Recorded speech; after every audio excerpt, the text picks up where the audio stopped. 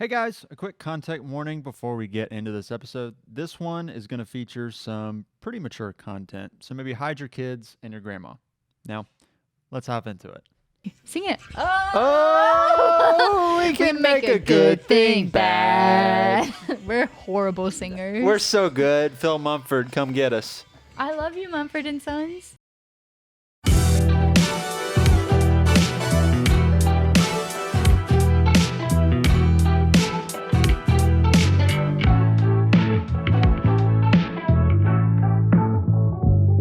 Welcome back to Many Pages Later, the podcast where we talk about books. I'm Josh.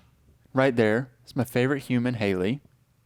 This week, we're doing something a little bit different. We've talked about thrillers so far. So we said, all right, let's shake things up. Let's do a book that has been adapted into a TV show. Yeah. That is the only reason we did this book. I love this book, so I would have to argue with you on that one. Yeah, I'm kidding. There's a lot of reasons why we did this book. What we're doing this week is we're talking about Daisy Jones and the Six by Taylor Jenkins Reid. Another one of the mega famous book talk books. Oh my gosh, yes. I love TJR. I'm a huge fan. Notice how she said TJR. Yeah, we don't we're even besties. say her by her name anymore. Well, I normally say her last name wrong, so I'm just going to stick with TJR. I think I've read all of her books. Not only have I read all of her books and I have thoroughly enjoyed them, but she's an author that I read every single one of her books in one sitting. Like, I don't even get up off the couch for most of her books. And I just think that goes to show what a brilliant author she is. So I'm really excited about this episode. Yeah, this will be really interesting because Daisy Jones and the Six is written unlike any other novel I've read. Yeah. It manages to be page turning while being very weird at the same time. Weird? Well, in the sense that it is told through interviews. Okay, so we're already getting into it. We're already getting into it. I was going to ask you a question, though. Okay. Well, since this book is all about music, what's your favorite band right now, or your favorite song? Who are you listening to? Well, Greta Van Fleet just released another album, and we have been jamming that out. We do quite a love bit. Greta Van Fleet. Also, Chris Stapleton. In fact, I just recently got into making sourdough, and apparently if you are in the sourdough making community, you name your starter, like your yeast starter.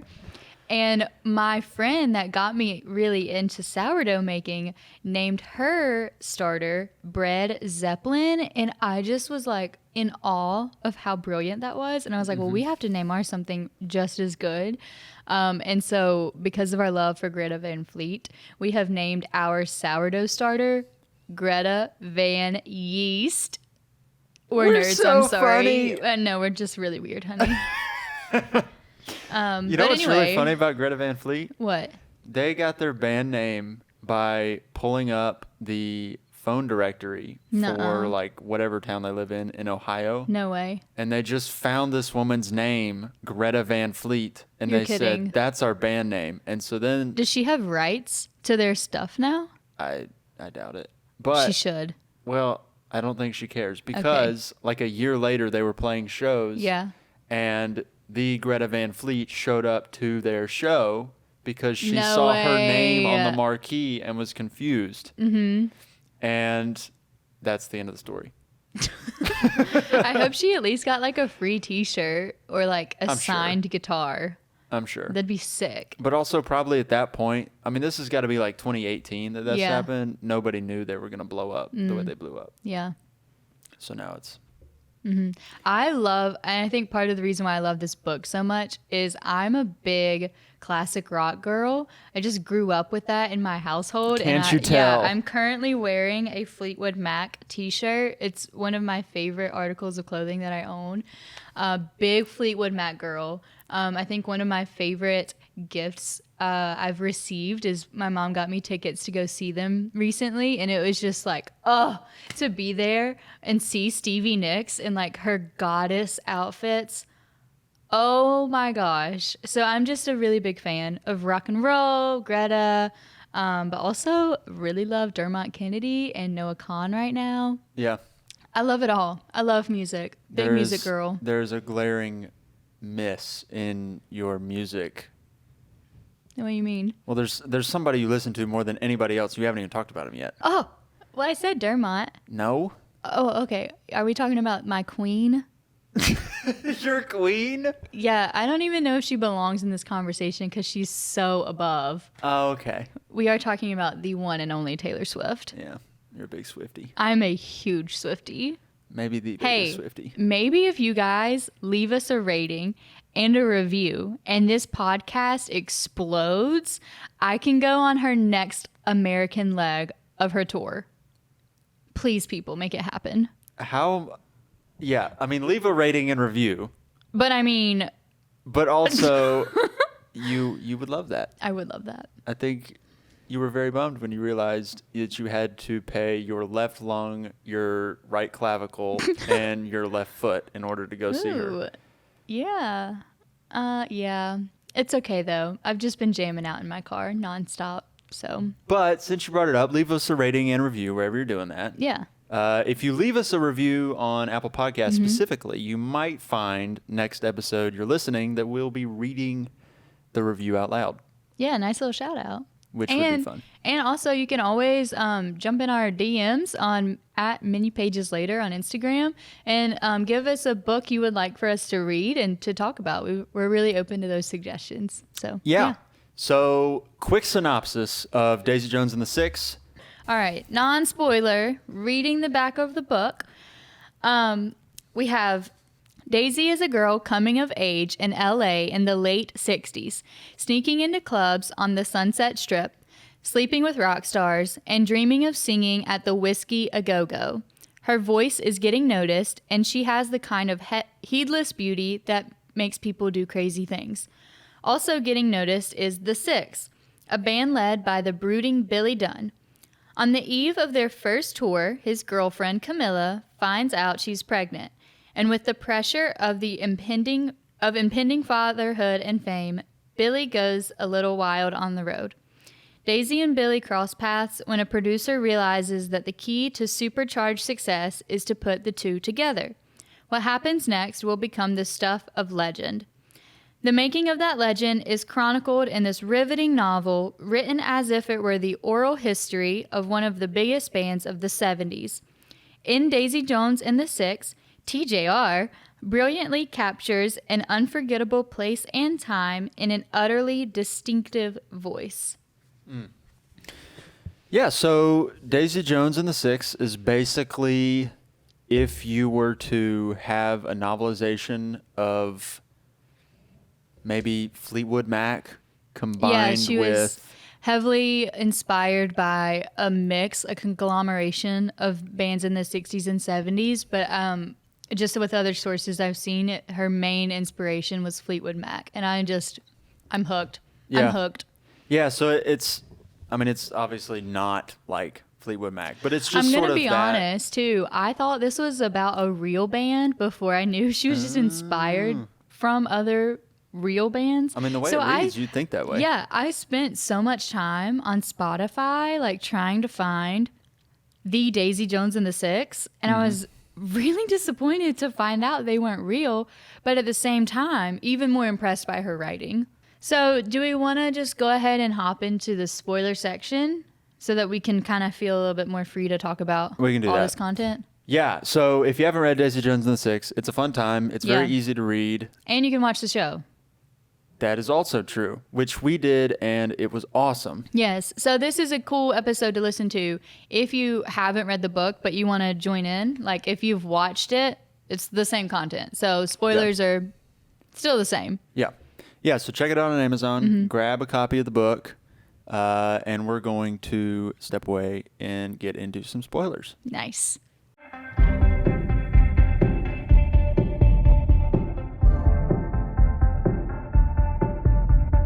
All right, we're back. We're talking spoilers for Daisy Jones and the Six. And how do we want to do this? Well, first of all, I want to ask you, Okay. What did you think about the style of writing of this novel? How it was physically set up and portrayed? Yeah. It was very weird at first. Explain why it was weird. Well, because it's done through a kind of like an interview, a documentary style interview. And obviously the story builds upon itself, but you're not getting it in the traditional like point of view sense of you have your protagonist, whether it be Daisy or Billy, even though they are the two main pseudo points of view characters, but they're not their point of view. But what it does is when you don't have the characters' thoughts and feelings shaping what they're saying, you get like a fuller sense of what's happening. You get to kind of infer how everybody's feeling about it because they touch on these big events through like 5 or 6 different people's view of how it happened. Yeah. So I think it still comes together and builds in a really cool way. But like that first page of, wait a minute. Yeah. Interviewer, it's like reading a Q&A in a magazine article. It's kind of odd. Yeah. At first, when I picked this up, I read it before it was a show. And not to be that girl, but I read it before it like exploded. And so I hadn't really heard a lot about it. And I picked it up at Barnes & Noble's, flipped it open to the first page, and I was like, I don't know if I'm going to like this. Just because in the way it is set up, interview style. But I ended up falling in love with it, and I think it was just, it had the ability to go at a quick pace, like hopping from people's perspectives that you don't get when it's not interview style. Like we could just immediately go, one sentence is one person's POV per se, right? But then like the very next sentence, we're seeing someone else's POV in a way. And it feels like raw and honest. And you're at the same time, it's a mystery of, is this, like, why is it interview set? Like, what is TJR's purpose in this? Is there going to be a reveal at the end? Which we realize there is. I loved it because it was different. Yeah. Oh, gosh. Yes. That's something that, outside of this one, I haven't read any other Taylor Jenkins Reid books. Oh, we should do 7 Husbands of Evelyn Hugo next. Oh, good Lord. Yeah, we could do that. It's not written like interview style, but it is. But it is. Yeah. She does that, though, where she varies up the style of how it's not traditional. Right. Any of them. No. I don't think. I love it. So it's really unique in that way. So do we want to just like get into more of like what goes down and then kind of like go off of that? Yeah, like the basics of the whole plot are Daisy Jones, grows up in LA, has neglectful parents, and sort of like gets involved with the seedier part of... Yeah, her parents are both pretty famous in LA. Like her mom and dad are both in like high up celebrity circles. Yeah. And so Daisy is, like you said, just kind of neglected. So she ends up at this club, and in the book, this is one of the differences between the book and the show, I thought personally, and some people might disagree. But in the book, Daisy is depicted as like beauty model, like just absolutely stunning. Not to say that Riley, whatever her last name is, in the show is not, but in the show, Camilla is depicted, I feel like, as more beautiful than Daisy, which kind of to me changes so much. It just really does in terms of like Billy and sorry, I'm jumping ahead of myself. So Daisy. No, it's good. Like, okay, generally speaking, plot goes, she's really talented, really attractive, but like all over the place. All over the place. She gets really involved in drugs, really involved with like bad men. And in these situations with the bad men, they end up like stealing her music. Right. So she falls in love with writing lyrics, writing songs. And she'll be having, like, she'll have her journal of lyrics with her kind of wherever she goes. And these men will see them or they will hear her and they will literally steal her content and get famous. It happened like 2 or 3 times. And you're just like, this is awful. Yeah. Like, people just really, she's easy to take advantage of because she doesn't really know how to stand up for herself at this point. But then she meets a friend.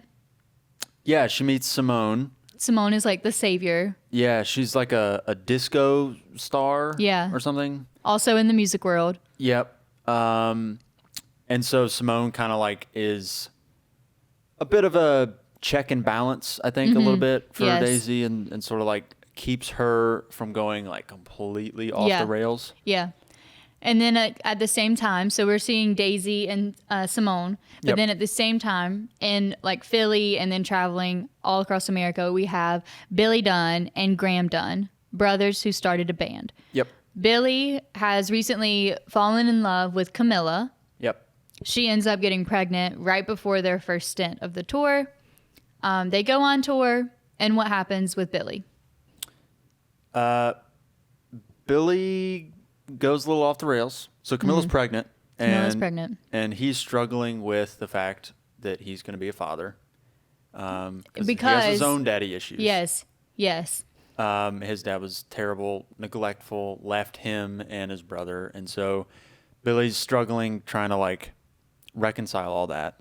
So he cheats on Camilla more than once.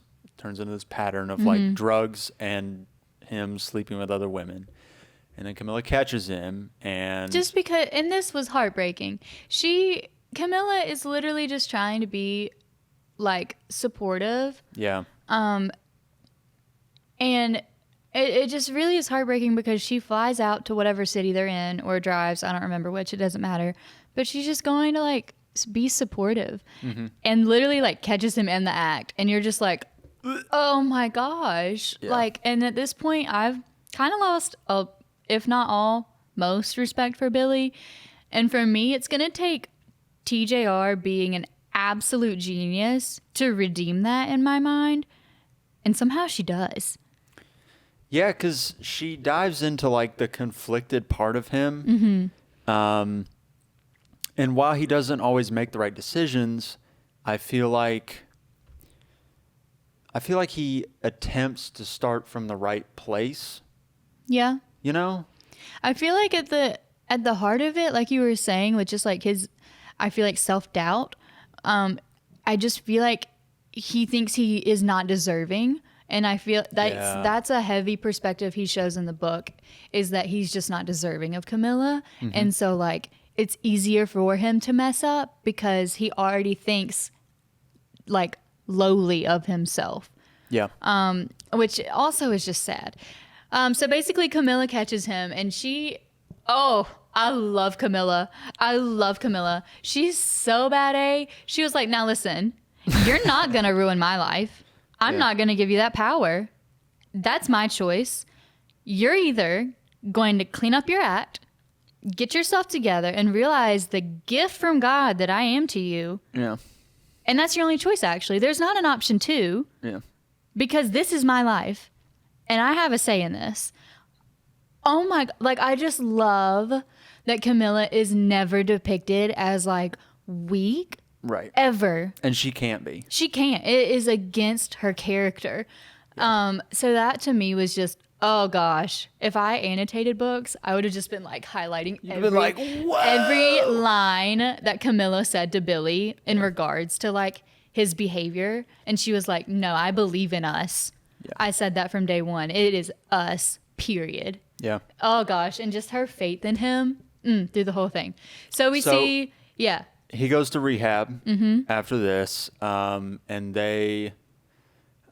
he gets out, and then they start recording more music, and Daisy and the Dunn brothers, or I guess now they're called the Six. They're called the Six.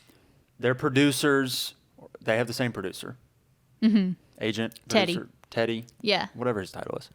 And Teddy says that for this next album that the Six is going to do, they need a female vocalist. Yeah. And so he brings in Daisy. And from the get-go, it is like just, again, all over the place. She Yeah. is all over the place, but incredibly talented.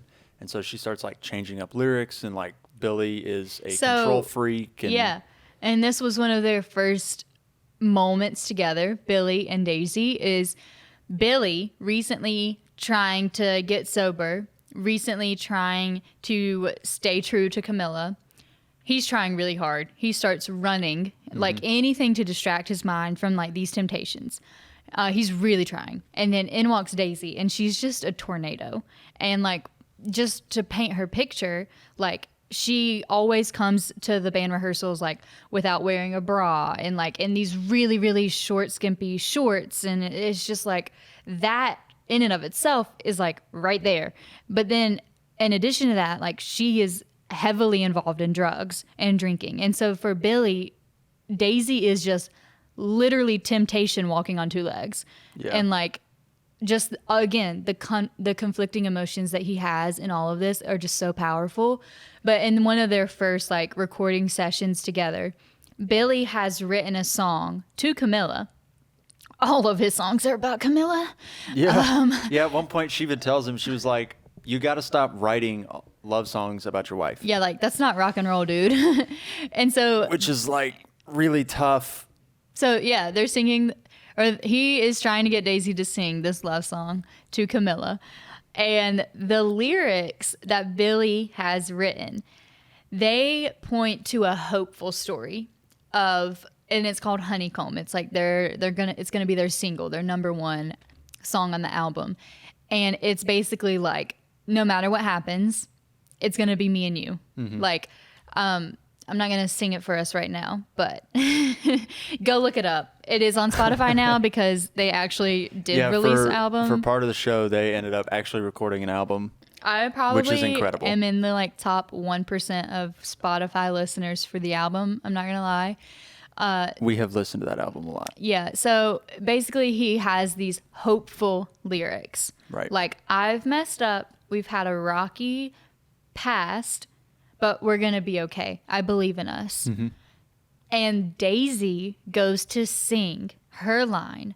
And instead of matching his hopeful tone, she not only now is singing with a voice that expresses a hopelessness or a doubt, but she changes the lyrics. Yeah. She changes them to evoke a, I don't know. I don't know if I believe in us like you do. I don't Yeah. know if I believe in you like you do. And it's a duet too. So you've got him approaching it with more of a hopeful tone, Yeah. and she's like, I don't know. And it just creates this like really heartbreaking song Yeah. that immediately like explodes, goes to number one on the charts and stuff. Yes. But at the same time, this is what makes Billy like hate her. Yes. Because Daisy has now changed this beacon of light to being like a grim cloud. Yeah. And he is not okay with that. He, like you said earlier, he's a control freak. Yep. He wants to be the one in charge of the whole band, which half of the band members hate him most of the Yeah. time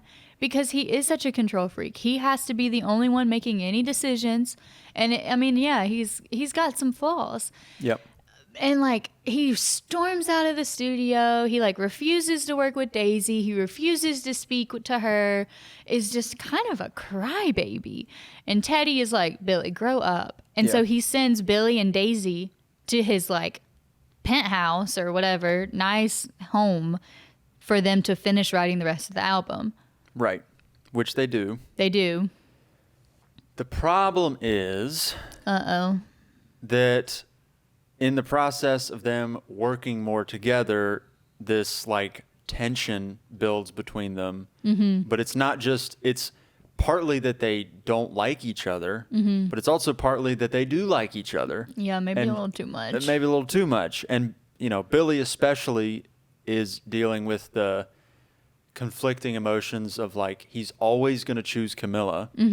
But he is also attracted to Daisy, and she's, like you said, temptation on two legs. Yeah. And so he is like, and with his past of addiction, he's trying to kind of like channel all this stuff into productive things. And so he's just becoming like obsessive and like just he's lashing out and it's just having all these emotional outbursts because he just can't deal with all this stuff going on. He's at the point where he needs to walk away, but obviously he doesn't know that. Nobody else knows that. And he's just sort of like balling it all up and it's turning into this thing where eventually it's going to explode. Yeah.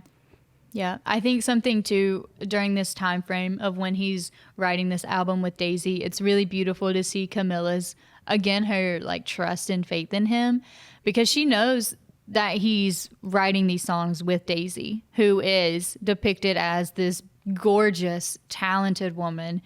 And she knows she just knows him. And at the same time, though, she stays up every night in their recliner in their living room. And it doesn't matter how late he's out with Daisy writing songs. If it's 2, 3, 4 in the morning when he gets home, Camilla is awake in that rocking chair waiting for him. Yeah. And he even makes some comment about like, you don't have to wait up, like you can go to bed. And she's like, I'm always going to wait for you. And it's just like, her character is so consistent throughout the whole book. And I think that was so smart of TJR, because none of the other characters are that consistent because their flaws have them going up and down. They have these really high highs and they have these like super low lows. Yeah. One of the things that I want to bring up now is when Camilla is giving birth to Julia, their little girl.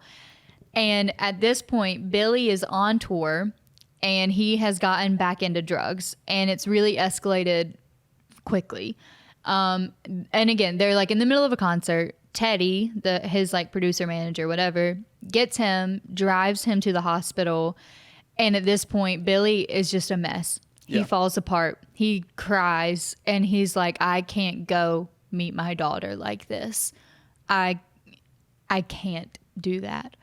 And Teddy, I love Teddy's character because he does step into this father role for a lot of the band members and even Daisy. And Teddy gives him this like stern talking to of, you need to man the crap up. Yeah. You're being weak. You're failing your family. You need to get yourself together. And then Billy just like has another breakdown. And then Teddy goes and like comforts him and is like, you can do this. Like you can go upstairs if you want to. I believe in you. Yeah. And so what happens is Teddy goes upstairs to see Camilla. So Billy sends someone else in his place basically because he feels so ashamed. And Camilla, again, her strong character, she tells Teddy, she goes, you tell Billy sitting in that car, you tell him he's got 2 options. He can either come up here right now and meet his daughter, or he can go to rehab until he's clean. Those are your only 2 you don't have a third option. You don't have any say. This is our life. This is us. It's not what you're doing to me. It's what you're doing to us. So you better figure it out. Yep. And again, another moment where Camilla is just like, she's a force to be reckoned with, but in the most positive way for them. Oh gosh, I just love it. I love it. Yeah. Yeah, she's great. And of course, goes to rehab. Yeah. What happens next? Well, so too, at this point, Daisy is now singing with them at all of the concerts, which there are definitely some mixed feelings towards that. At first, Billy really hated her having the spotlight with him because he is a spotlight hoarder. And like, yeah, he's so used to being like front and center. He is, but he's not at the same time. Like, I think it's just part of his personality and also he's always used to being the front man. Yeah. And like he doesn't even let his brother like share the spotlight. Right. And even one time, again, we're not being really specific in this episode, but one of the other band members sang a solo, like, so Billy could kind of have like a vocal rest, I guess. Yeah. And then in one of the shows, Billy stole that from him. And like, this was his one time to shine and Billy still takes it away. Like, yep. I really have some issues with him. Yeah, but I don't know. They get super famous and he's a star and I don't know. Yeah. I think it's just part of his whole personality. And I think the reason why he works is because you got all this conflict within him that he's trying to channel into his music, that he's trying to be I think trying to convince himself that everything's going to be okay. Yeah. And then too, like, we didn't really talk about this, but like in one of the songwriting sessions when Teddy has like sent them to his house and you were talking about like the tension between the two of them, they end up like at one point in one of those writing sessions late into the night, they are kind of getting some writer's block. And in order to like stimulate some creativity, Daisy leans in and kisses Billy. Mm-hmm. And like he like stops it, but after it's already happened, and they end up creating like a beautiful song together. And it's just like, oh God, like it's the tension just keeps escalating. Yes. And so like now he's like, he's messed up again.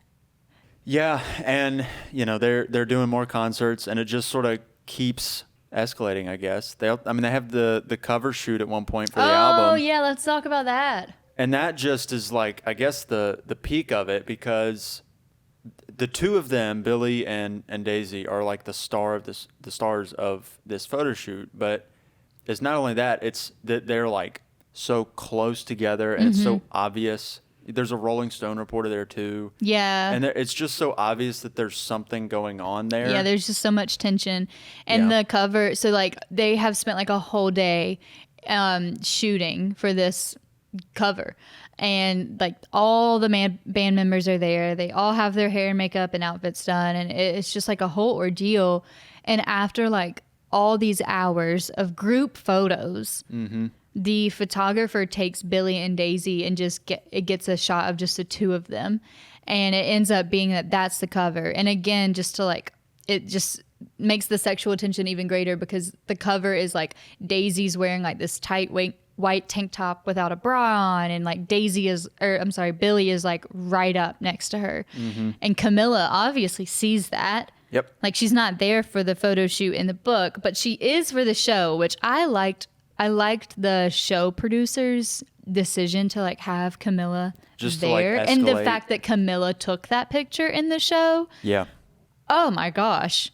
But even though the picture was different in the show, but that's okay. Yeah. But it's just like all of these things keep happening. And like, what did you think did you think that Camilla and Billy were going to stay together, or did you think they would end up separating? No, I guess once it got to that penultimate concert, the one in Chicago at the end of it, at that point, there's so much build up to this.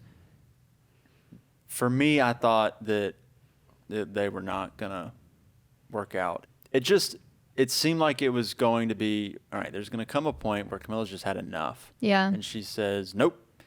And honestly, I don't know. It just felt like it wasn't going to work. But it does. They stay together. And on some level, it's admirable of Billy that at the end of the day, he was always going to choose Camilla. Yeah. And I think that's a line in there somewhere. Yeah. But also at the same time, he keeps doing all these things to like jeopardize that. Yeah. Yeah. And you empathize with him, but also at the same time, like there's a point where like toxic decisions, you kind of have to be like, okay, enough is enough. Yeah. Yeah. And since we're kind of like on this train of thought, I want to talk about at the end. And this was something.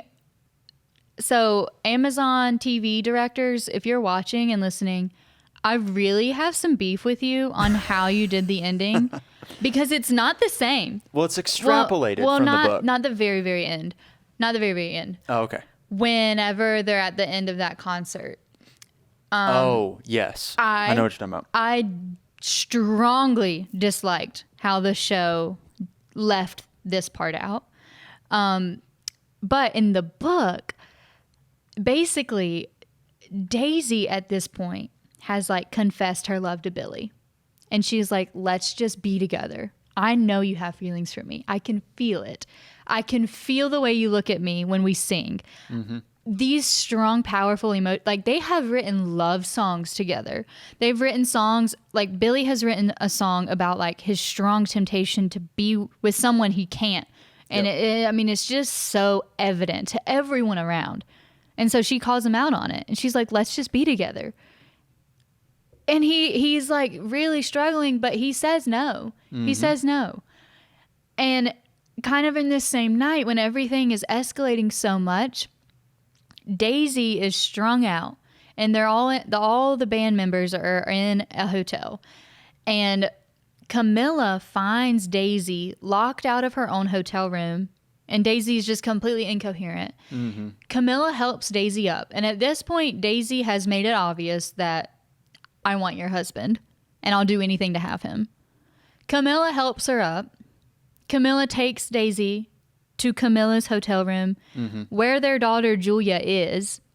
And Julia this whole time, which this also is not in the show, but it's in the book, Julia, the little girl, is obsessed with Daisy. And I just can't even imagine from Camilla's perspective, not only the heartache of knowing all of this stuff going on between Billy and Daisy, but to know my own daughter is in love with her. Yeah. Because Daisy is just so beautiful. She's so cool. She's the it girl. Like, just so hippie. So everything. Yep.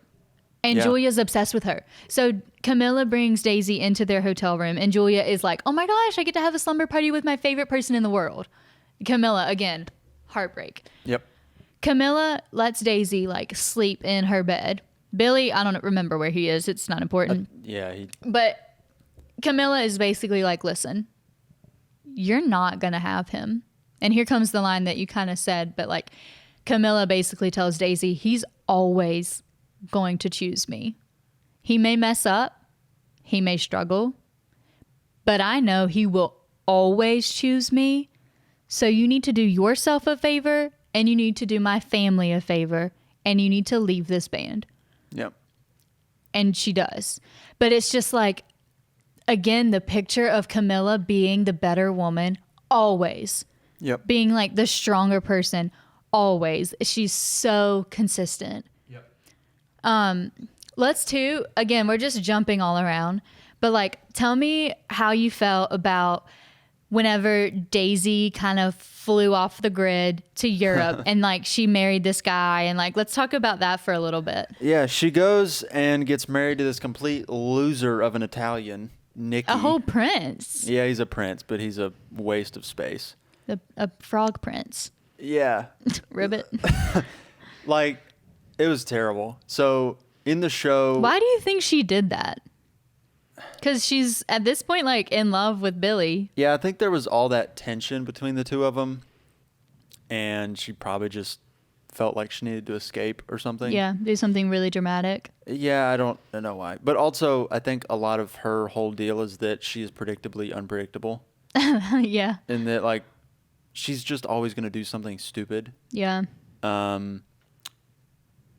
Yeah. So she goes off, she marries this Italian dude, and his whole thing is he's just like a druggie, but he's filthy rich, and he just like encourages that bad side of her. Yes. Which is just, he's so weak and he's super lame. Yeah, and then Simone flies out to find her. So Daisy and Simone were supposed to like meet up in whatever city and hang out, and Daisy is so high all the time that she forgot to tell Simone, oh, I'm actually married to this Italian prince. Right. I'm not there to meet you. Yeah. So somehow Simone tracks her down. Basically is like, what are you doing? Yeah. Again, Simone just always is looking out for her, even when no one else is. And I really love that theme of friendship that TJR kind of threads throughout this whole thing. So basically Daisy and Nicola, that sounds like a That's Ricola right. cough drop. Ricola. Oh, this is why we're not a part of a band. Well, if we were a band, what would we be called? Oh, gosh. Greta Van Yeast.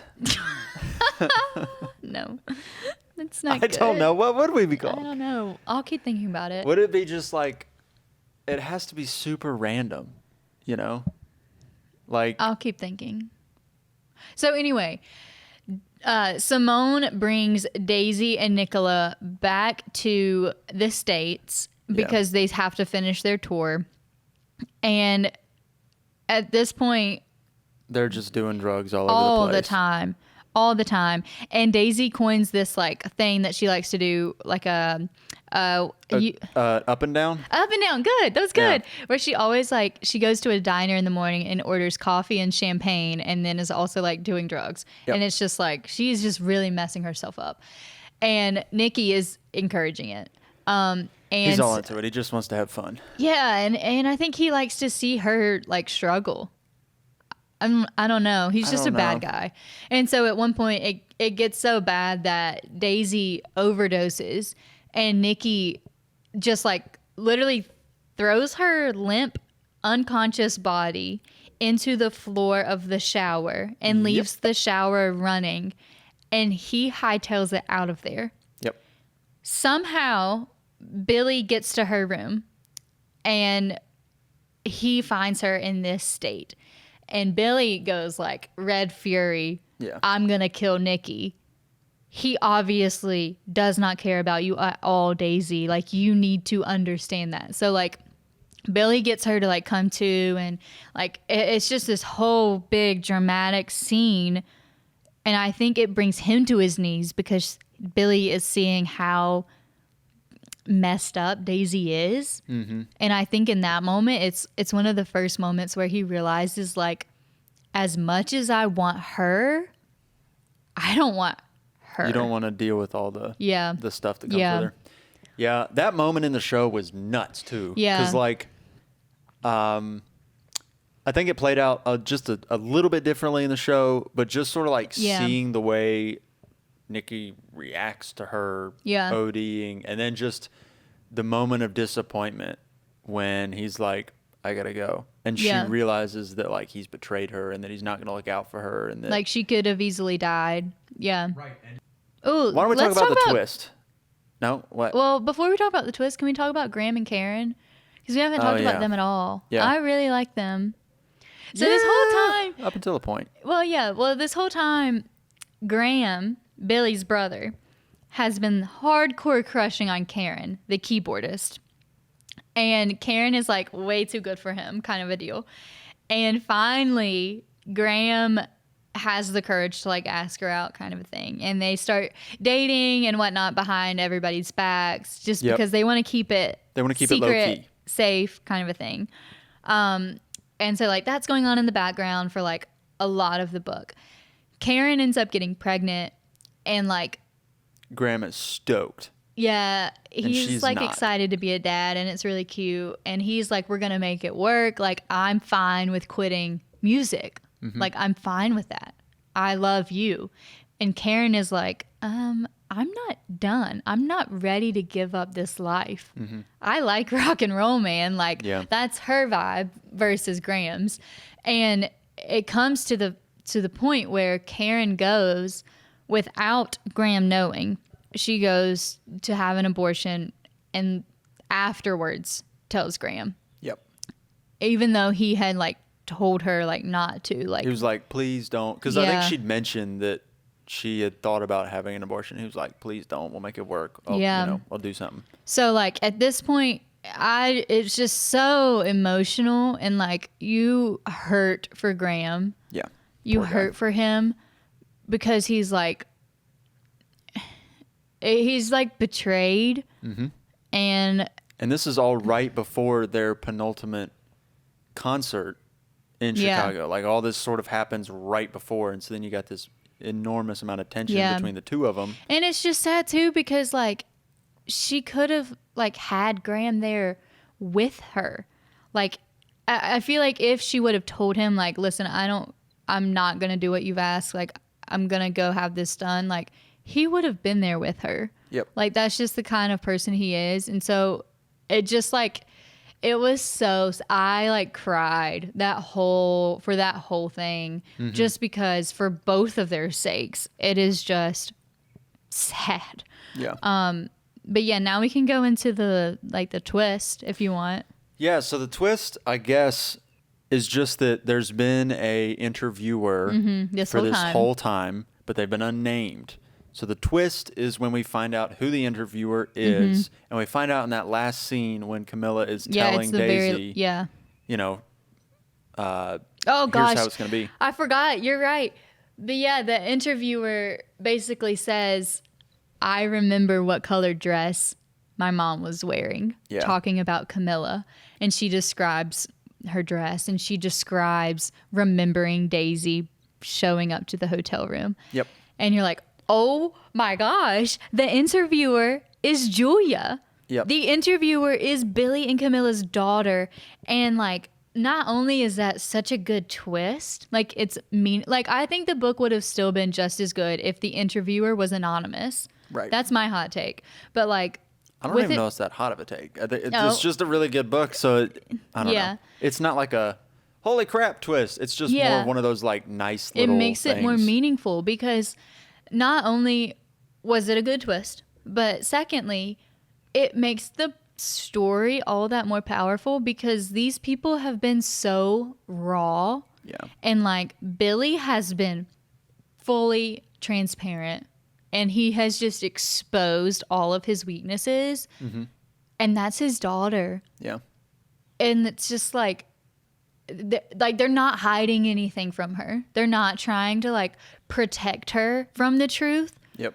And I just like, I haven't read it like through a second time. I've just read it the once, but I feel like if I ever did read it through a second time, it would just be really cool to take note of, wow, like they told her that. Say stuff. And like even the scene where, and I thought this was a good scene that we haven't touched on, but like Daisy is like strung out at this party.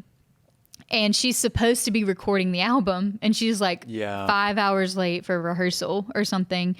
And so Billy goes to like pick her up, kind of a thing. And Daisy is like coming out of this pool, and she has stepped all in glass, and her feet are all shredded up. And it's just like, she's a mess. She's a mess. Yep. And Billy says, she looks like a fun time. And it's just like, oh my gosh, like he's just so conflicted. Mm-hmm. And like for Julia to be a firsthand, like not witness, but like she's journaling it. She's taking note of it. She's seeing the good, bad, and the really ugly. And the really ugly. In the show, there's like that one point where Camilla cheats on Billy with the other band guy. Which that doesn't happen in the book, does it? I really don't think it does. I could be wrong. I haven't read this book in like a year, full transparency. I don't recall it happening in the book, but I could have just missed it. There's a part where the show and the book sort of differ. At the very end, you've got this last letter. So Camilla passes away. Yeah. Like after all this has happened. Like, so Billy gets his crap together, and then him and Camilla stay together. What is it, 1979 that they have their 1979 they have their like final concert, and then the band breaks up. Sure. And then I think I read that the letter is dated 2012. Yeah, you're right. So they're together that long, but then Camilla dies. Yeah, they have 2 other girls. Yeah. So Camilla writes a letter to her 3 daughters and is basically like, watch out for your dad for me, and also tell him to call Daisy Jones. Yeah. How did you feel about that? I mean, okay. I have strong opinions, but I'll hear yours first. So in the show, they played that out significantly more than in the book. Yeah. And in the show, I think the way it was done worked to a certain extent, but it was sort of uncomfy because you don't want Daisy or Billy to ever get together because of just like all the icky that they have, been a part of. But also at the end of it, it felt sort of inevitable that they would after Camilla dies, because it's like there is all this past and tension between the two of them, and they've like gotten through it and like fixed all their crap. They've gotten it all together, sort of. And so like you feel like it's sort of inevitable that that's going to happen, but at the same time, it's still really iffy, you know? Yeah, I don't love that ending. Like, I think the book should have ended with like that hotel room scene. And I think it would have been a good ending there too.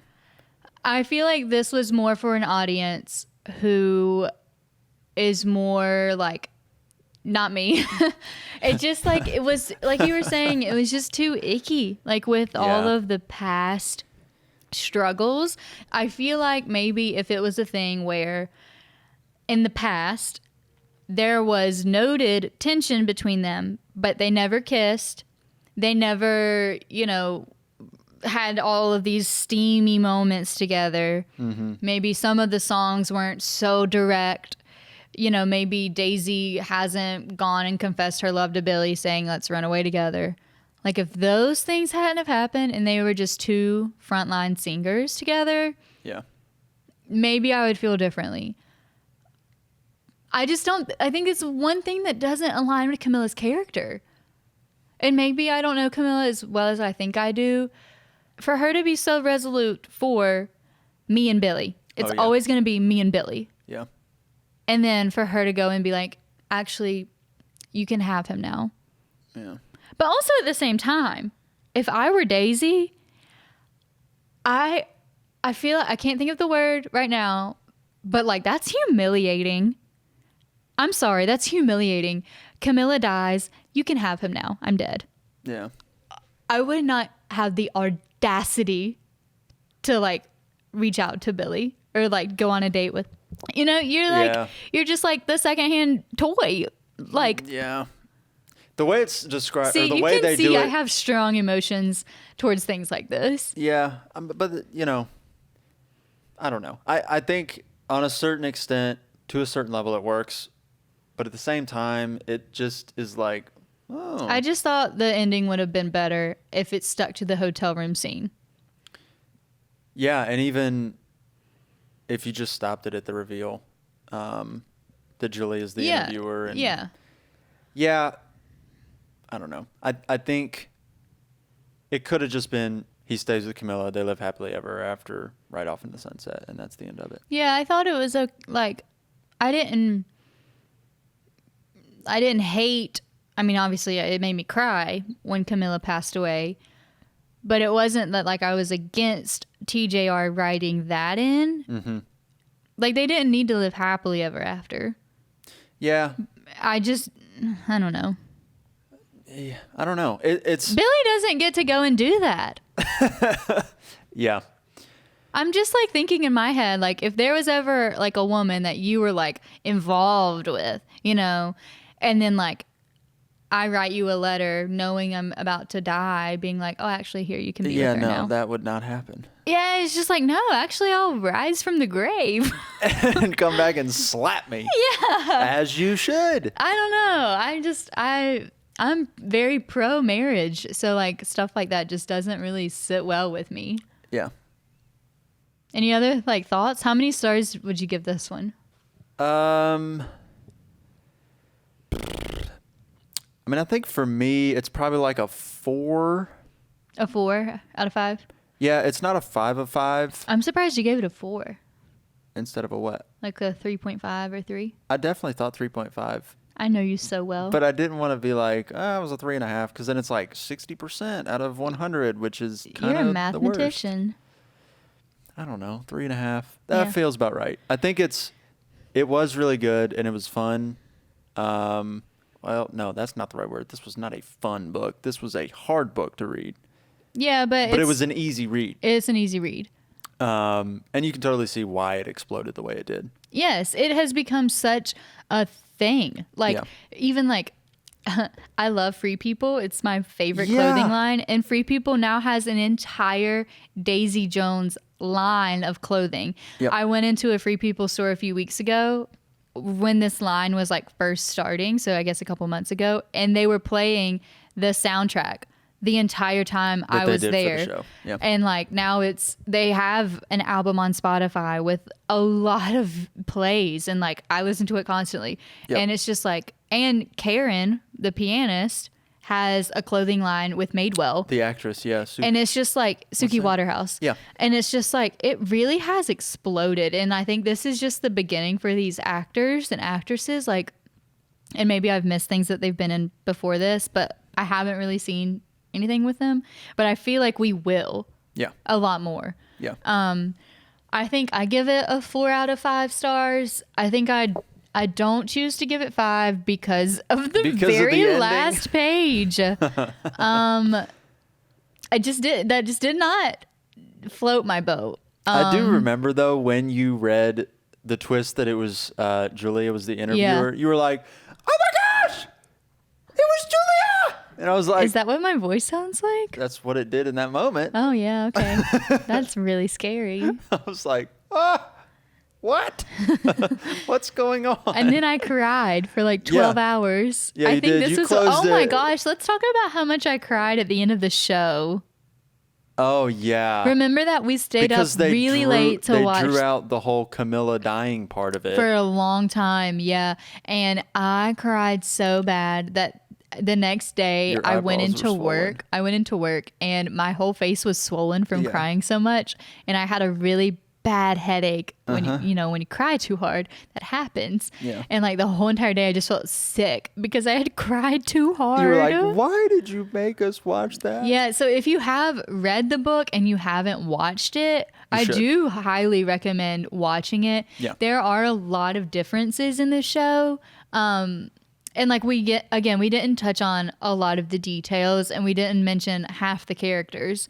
And like in the show, some of the characters don't even exist, and they've really kind of stripped it down to focus on Billy and Camilla. But I think the show is so well done. The music is so good. I also too, I wonder why, like, because in the book, in the back of the book, TJR has all of the lyrics that she wrote for all of the songs. And the songs that are actually on Spotify are not her lyrics. And like the songs that they sing in the entirety of the show are not her lyrics. So I just wonder what all like the legal side of things was for that. Yeah, But like her lyrics were good, and like Honeycomb in the book was so beautiful, and like there were other songs that she had written herself that were I thought they were really powerful, but I love it. Yeah, it was really, really good. Is there anything else you want to touch on before we close it out? Okay, so should we start singing now? How did we get here? How do we get out? We used to give him something to see. Should we start singing Oh, now? baby, look at us now. Oh, baby, look at us now. Okay, sing it. Oh, we can make a good thing bad. We're horrible singers. We're so good. Phil Mumford, come get us. I love you, Mumford and Sons. Yeah. That'll do it for this one. Leave us a review, a rating, wherever you're listening, once again. It's the best way to support us and what we're doing here. And of course, if you leave a 5-star review on Apple Podcasts, Spotify needs to step it up. They need to allow you to leave like reviews and whatnot. Yeah. But anyway, if you leave a 5-star review on Apple Podcasts, you might just find us reading it on the next episode. We might do a whole podcast on your review. We might. I'm just kidding. We would never do that. We'll see you next week. What book are we going to do next week? I have no idea. Yeah, me either. Okay, bye. Bye.